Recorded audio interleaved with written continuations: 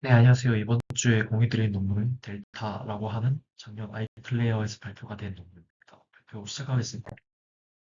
그래서 이 논문에서 주로 다루고자 하는 문제는 일반적인 문장 단위의 번역과 다르게 문서에 대한 번역, docMT라고 하는 문제를 다루고 있습니다. docMT는 일반적으로 이제 두 가지 방법으로 선행 연구에서 접근이 많이 되었는데, 첫 번째가 이제 doc투센트라고 해가지고 이제 이 문서에 대해서 한꺼번에 번역을 하는 것이 아니라 이 문서의 문장들에 대해서 문장 단위로 한 번씩 번역을 하는 그런 방식입니다. 다만 이때 이제 문서에 대해서 컨텍스트 없이 말 그대로 그냥 문장만을 입력으로 받아서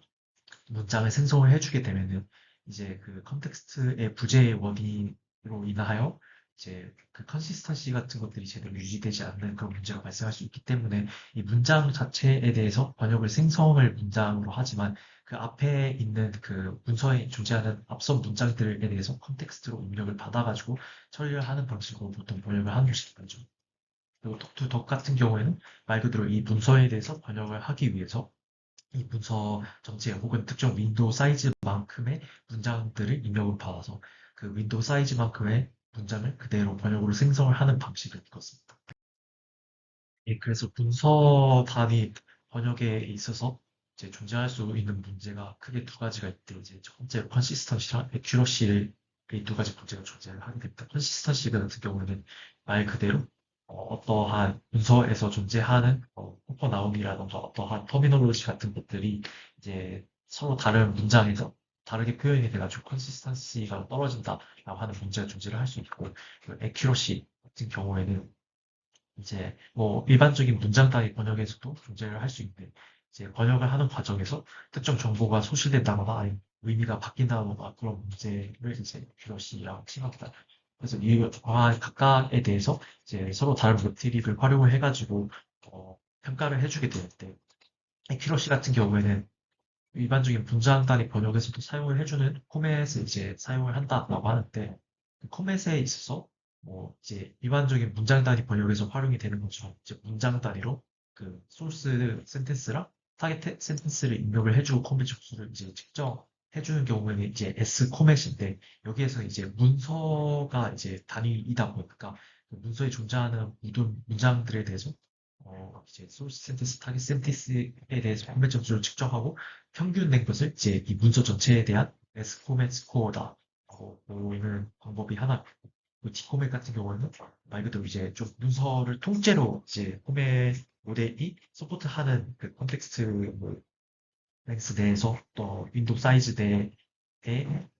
포함되는 만큼의 문장들을 한꺼번에 입력을 해줘가지고 점수를 출력하도록 해가지고 이 문서 전체에 대한 뭐 액큐러시 값이다라고 측정하는 방식을 사용을 합니다. 근데 후에 이제 실험 결과에서 이 디코의 스코어가 좀 이상하다라고 생각이 되시는데 그냥 그 점수 자체가 뭔가 이상한 건 아니고 0.4, 1.4의 점수를 출력하도록 보통 대부분의 코멧 모델들이 이제 별도의 학습을 거치는데 이 여기에 디코멧을 측정하기 위해서 사용한 모델은 그러한 0.4, 1.4의 점수를 고정하기 위한 학습을 거치지 않은 단위가 다른 것일 뿐의 문제라고 생각해 주시면 될 것 같습니다. 컨시스턴시와 관련해가지고는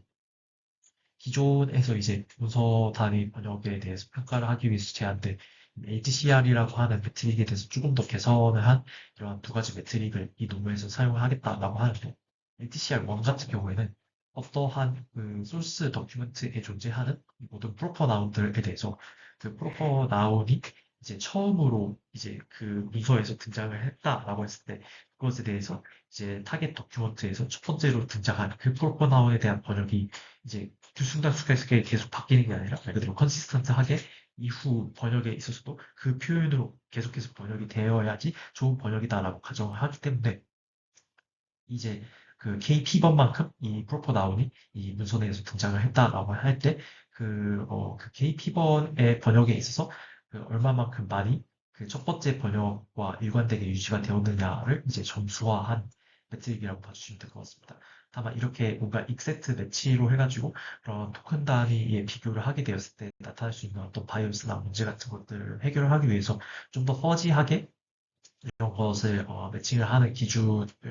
사용을 하겠다라는 것이 이 ATCR1F라고 봐주시면 될 것 같습니다.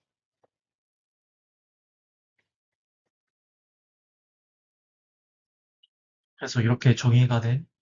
두 가지 메트릭을 활용을 해가지고 이제 초기 실험을 진행을 해주게 되는데 앞서 말씀드린 것과 같이 일반적으로 유서 단위 번역 덕투 센터와 덕투 더로 진행이 된다고 했는데 이제 말 그대로 윈도우 사이즈 1으로 덕투 센트로 진행을 한 결과 이제 윈도우 사이즈를 점점 늘려가면서 보다 덕투 덕에 가깝게 이제 번역을 진행한 경우에 대해서 이 LDCR 스코어랑 코멘 스코어가 어떤 식으로 변화하는지를 관측을 했을 때 이제 덕투 센에 가까워질수록 이제 컨시스턴시가 아무래도 어느 정도 예상되는 것처럼 떨어진다. 대신에 이제 좀 더 액큐러시 측면에서 좀 더 정확해지는데 이제 윈도우 사이드를 점점 늘려주고 덕투덕 방식으로 번역을 하는 것이 가까워질수록 아무래도 컨시스턴시 측면에 있어서 유리하지만 일부 문장들이 번역 과정에서 뭔가 소실이 된다던가 아니면 액큐러시 측면에서 포맷 고려 측면에서 이제 떨어지게 되는 일종의 트레이드오프 관계가 존재를 한다라는 부분에 대해서 근본적인 한계로서 이도 지적을 하게 됩니다. 그래서 이러한 관측에 기반해가지고 이제 컨시스턴시랑 액큐러시라는 두 마리 토끼를 제끼는 방법으로 에이전트 기반의 근본을 중심으로 한 방법으로 데이터를 이동해서 주요한 기업을 시작하게 됩니다. 그래서 이 델타라고 하는 방법론 같은 경우는 이전에 독두센 이제 어떠한 문서를 번역을 함에 있어서 이제 문장 단위로 이제 번역을 생성을 해주는 방법을 채용을 하되 이제 그 문서에 대해서 뭔가 이제 컨시스턴시 측면에서 번역을 할 때 유리하도록 여러 가지 이제 메모리를 설정을 해가지고 그 메모리를 번역에 있어서 활용을 해주는 방법을 채택을 했다고 봐주시면 될 것 같습니다. 그래서 그 메모리 중에서 첫 번째로 주장하는 것이 프로퍼 나운거든요. 앞서 말씀드린 것 같이 어떤 프로퍼 나운에 대해서 그 문서에서 프로퍼 나운이 여러 번 등장한다고 했을 때 프로퍼 나운이 최초로 번역이 되는 것이 계속해서 일관적으로 유지가 되어야 리더 입장에서 이제 불편하지 않기 때문에 첫 번째로 이제 프로퍼나운이 이 문서에서 최초로 관측이 되었을 때 그것에 대해서 어떻게 번역이 되었는지를 기록을 하고 이후 번역에 있어서 프로퍼나운이 다시 등장했을 때 이렇게 번역을 해라라고 유도를 하는 식으로 활용한다.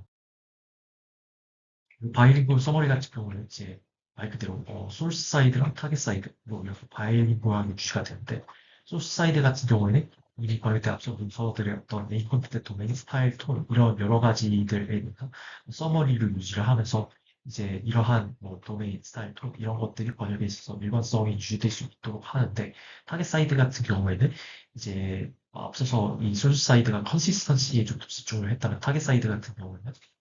이제 지금 이미 번역된 내용들이 무엇이 있는지 그래서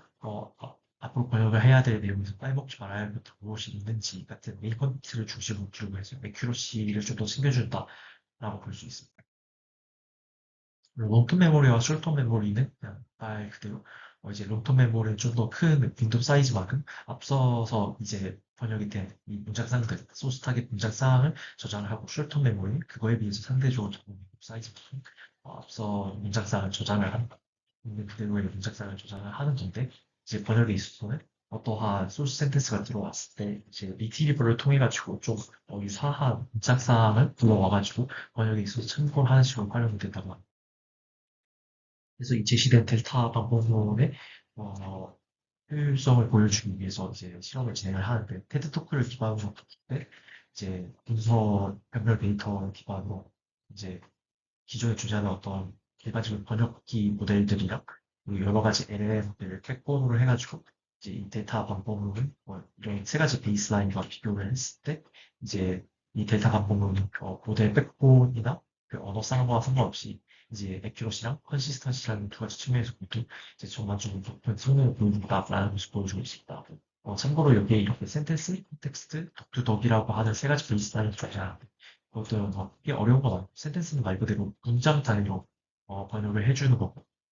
컨텍스트는 앞서 설명드린 독두센에 가까운 거라고 보시면 되는데 문장 단위로 번역을 하되 그 앞서서 이제 지나쳐온 그 윈도우 사이즈 이내에 있는 앞서 문장들을 정보로 컨텍스트로 제공을 해주게 됩니다. 독두독은 말 그대로 이제 문서 단위로 문통위로 번역을 해주는 것이다. 라고 보시면 되겠습니다. 좀 추가로 이제 문학 도메인 데이터, 로페이라고 하는 문학 도메인 데이터에도 마찬가지 실험을 적용했을 때 데이터가 여기에서도 좀 좋은 효능을 보인다. 그래가지고